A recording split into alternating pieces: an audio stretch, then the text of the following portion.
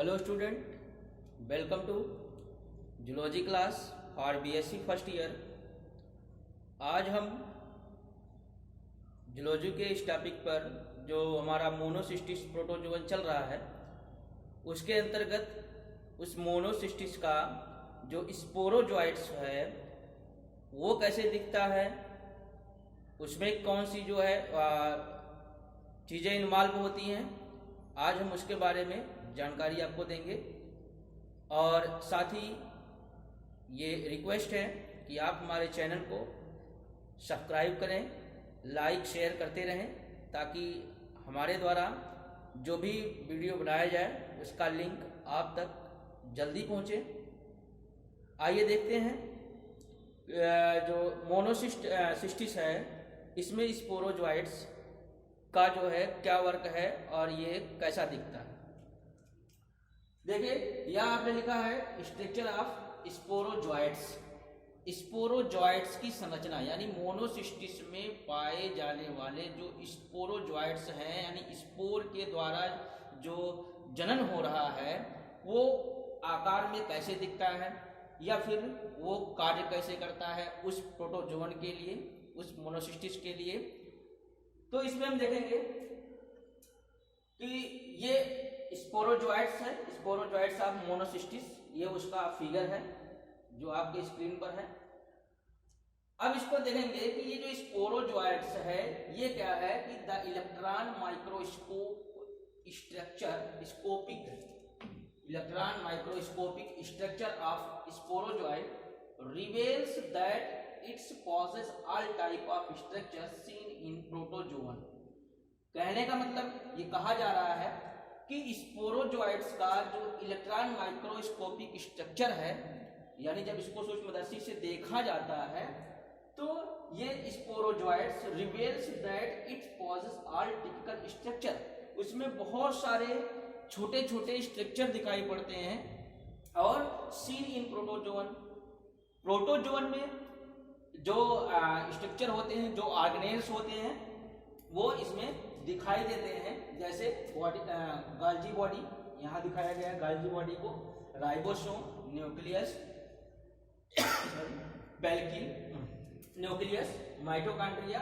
तो ये जो जितने कंपोनेंट्स हैं, जितने भी अवयव हैं इसके स्पोरोजोइट्स में दिखाई पड़ते हैं।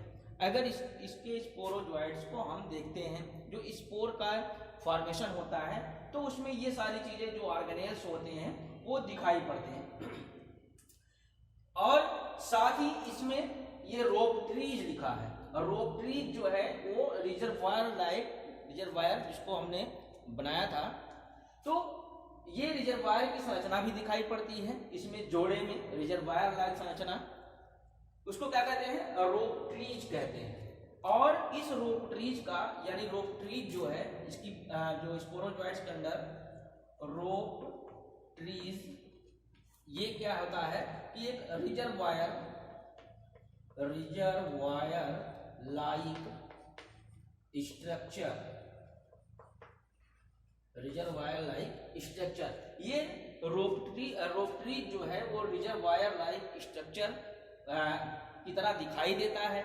और जिसको हमने रिजर्वायर में बताया था कि रिजर्वायर में जो एगुलिना में पाया गया उसमें फ्लैजिलम एराइज होता था, तो उसी प्रकार की संरचना यहाँ इसके अंदर भी पाई जाती है। यहाँ इसका काम क्या होता है कि ये एक प्रकार का ये जो है विच सिक्रीट्स सम टिश्यू लाइजिंग एंजाइम, इसका काम क्या होता है, सिक्रीट्स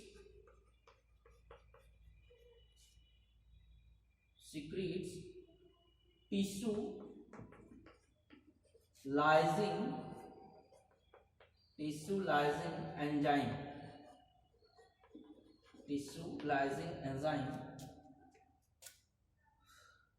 सबस्टेंसेस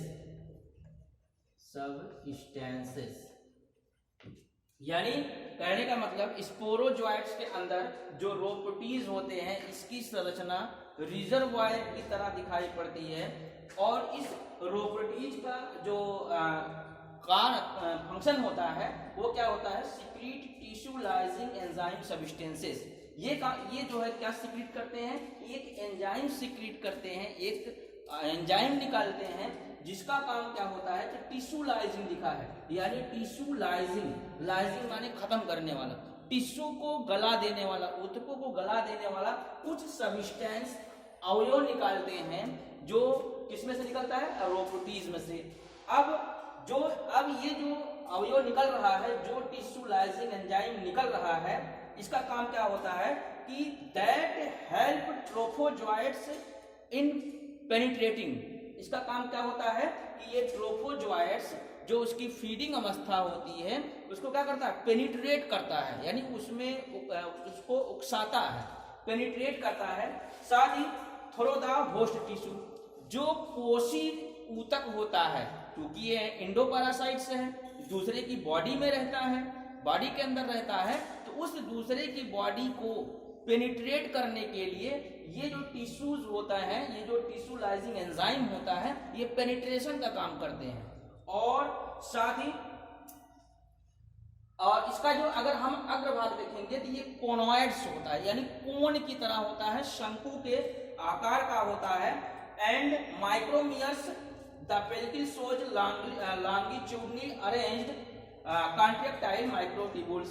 साथ ही इसमें हमने बताया कि जो इसकी आकृति यानी प्रोटोजोवन की जो आकार है उसको निश्चित करने वाला जो पार्ट होता है उसको क्या कहते हैं, पेल्किल कहते हैं। और इस पेल्किल के बीच में क्या होते हैं, कुछ माइक्रोट्यूब्यूल्स होते हैं और कॉन्ट्रैक्टाइल माइक्रोट्यूब्यूल्स होते हैं, यानी संकुचनशील माइक्रोट्यूब्यूल्स पाए जाते हैं, जिसके द्वारा इसमें कुछ कॉन्स्ट्रक्शन और रिलैक्सेशन की जो प्रोसेसिंग होती है वो चलती रहती है।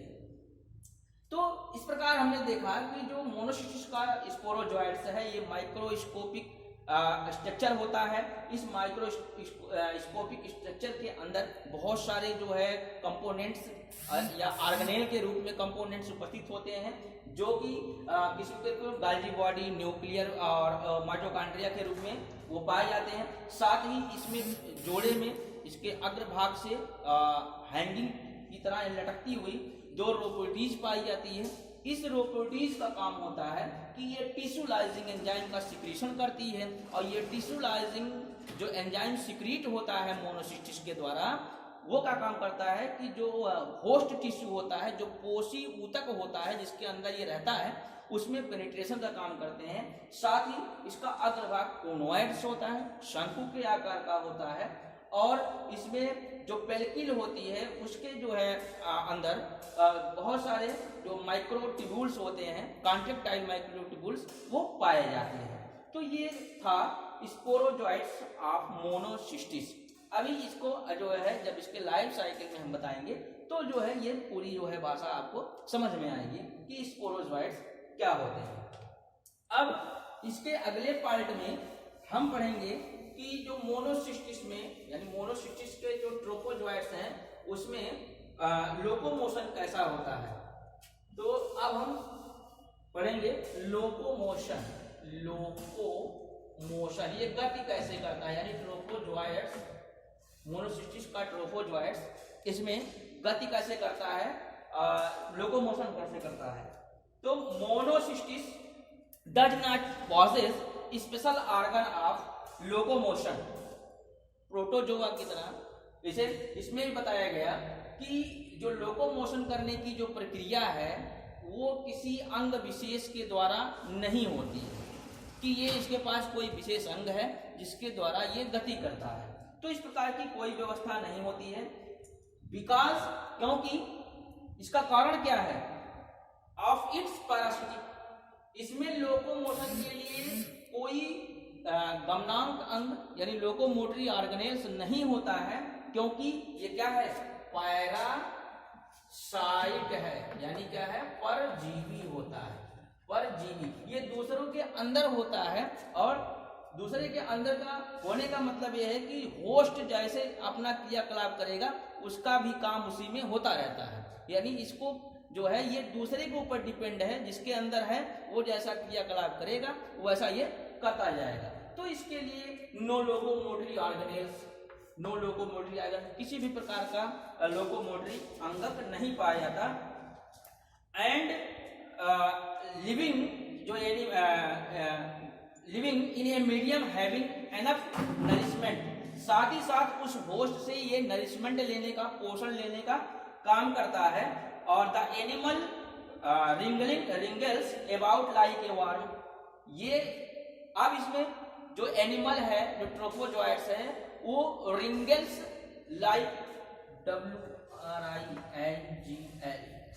रिंगल्स भी होता है कि जैसे इसमें एक प्रोसेस होती है, कैसे, जैसे ये यहाँ से चला ऐसे ऐसे, फिर यहाँ से चला ऐसे ऐसे, फिर यहाँ से चला इस तरह।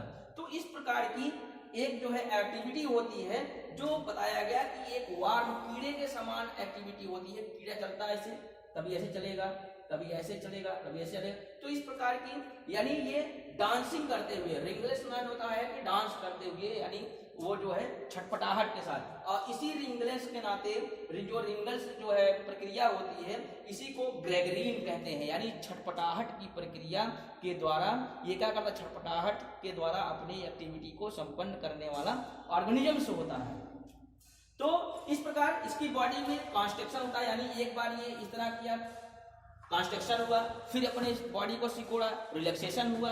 तो इस प्रकार से ये रिंगल्स की जो प्रोसेस होती है वो एक वार्म लाइफ होती है with the help of rhythmic construction and relaxation, जो एक लयबद्ध में एक बार कॉन्स्ट्रक्शन करता है, दूसरी बार रिलैक्सेशन करता है, और अपने आप को ये जो है मूवमेंट की स्थिति में बनाए रखता है।